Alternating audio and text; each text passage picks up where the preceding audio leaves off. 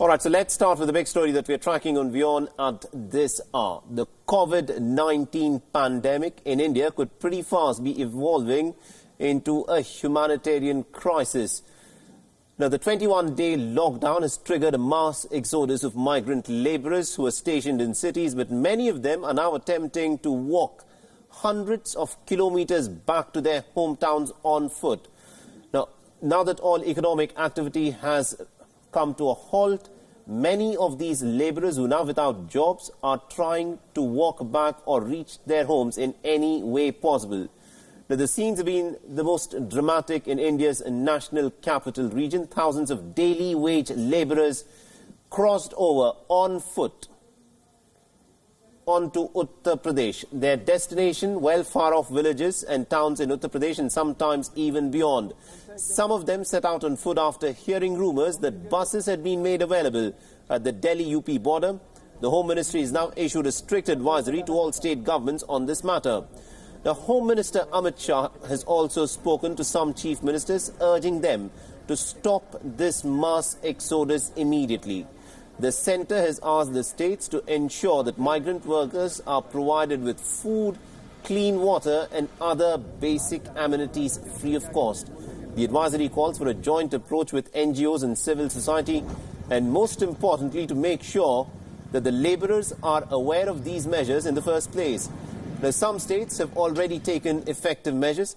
The Delhi government has said that it will be providing food to migrant workers at special shelters. Nearly 4 lakh people are expected to be provided free food from today by the Delhi government. In Gujarat, the government has warned of police action if labourers are found migrating on foot. The Chief Minister has asked all district administrations to make arrangements for free food and accommodation. In the state of Maharashtra as well, Chief Minister WION has asked the migrant workers to stay put in the place where they are. At the Ghazipur border, police were seen turning back a large group of such migrant workers.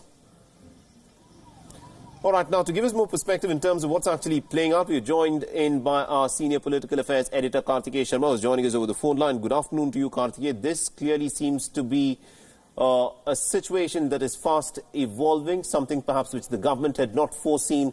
The lockdown was announced to ensure that everyone could practice social distancing, but it appears that the migrant labourers, the daily wages who have little savings to stock up for 21 days, they've been left high and dry in this.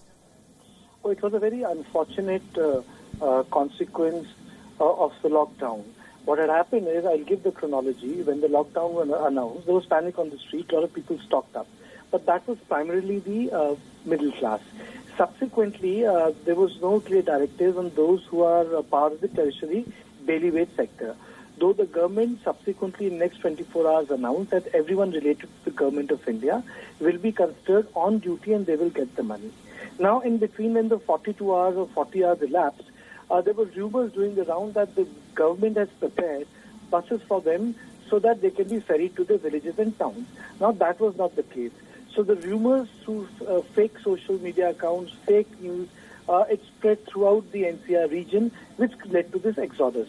Now, the purpose of the government was completely different, the intention of it. The intention was that the people stay wherever they are and the food will be provided to them. But the real problem for the government is that most of these people neither have listed addresses nor they have any way of, getting to those subsidies. Now, even before the shelters got activated completely, this long march started. And this created the panic. Now, Home Ministry has, in very strong words, advised the state governments to immediately take care of the domestic migrants, because in India there are more than 37 crores. Not only that, but it should be ensured that wherever they are, if they can, they should stay there and the provisions would be handed over to them. But it is very unfortunate that in last 24 hours, thousands of people had to undergo what they did, because, it defeats the purpose of the lockdown, Saleh. Absolutely. We have seen visuals that, they are riding their way to the villages in trucks, closed trucks, where they would be sitting with each other. So it fails the purpose of social distancing, it fails the purpose of isolation, and it also fails the purpose of isolating various pockets so that the social transmission stops. So one will have to now wait and see the consequence of this the panic which we had witnessed on streets. Now it has started to come down, but what has happened last 48 hours cannot be undone, Saleh. So the consequence of that mixing which has taken place, we'll have to wait and see that what will be its impact in the rural parts of northern India.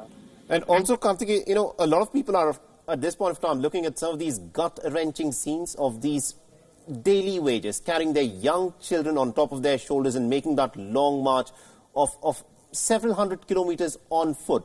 You know, we saw the visuals of some of our Indians who were stuck abroad in areas which were under lockdown. They were brought back to India in special planes.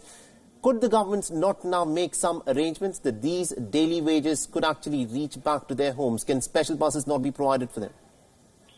India has a federal structure. Now that will have to be coordinated, implemented by the state governments. That is why today's advisory has gone to the states that they must ensure that the people have the transit. But there's another problem which is coming, which the state governments will have to handle. Now, most of these people who are going back to their villages, the panchayats or the local administrative unit is not allowing them to enter the village. You see, the problem is of stigma, which the Prime Minister Narendra Modi addressed in his speech, that a lot of people were boycotting the nurses, boycotting the air hostesses, even the pilot's family. But there are frontline workers in India. They had been doing the tough job. Now, issue is of stigma. Now, these people have gone back to the villages, and villages are not entertaining them. So not only they have to deal with administrative mismanagement, but they will also have to deal with the societal stigma also. Right. The problem is pretty much complex, but there is, I would say, no way out. Lockdown is the way which the government is doing, and everyone must cooperate and participate if India wants to escape the fate of the United States of America and Italy. Absolutely, indeed. We'll have to leave there. Thank you very much indeed, Karthik Sharma, for joining us and getting us all those insights. So these are some gut-wrenching scenes that are being witnessed near certain state borders where many of these daily wage labourers are trying to make that long walk back home on foot.